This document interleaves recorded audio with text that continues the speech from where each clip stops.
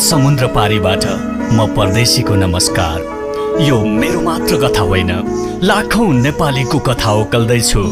कृपया सुनिदिनुहोला।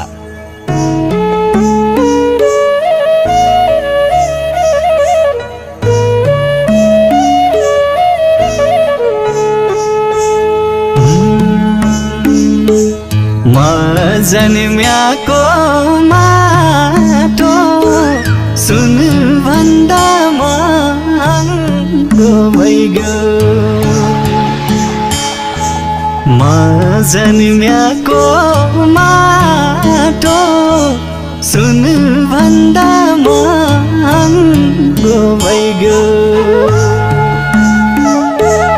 आकाशको बाटो हिँडेर पुगिने छैन।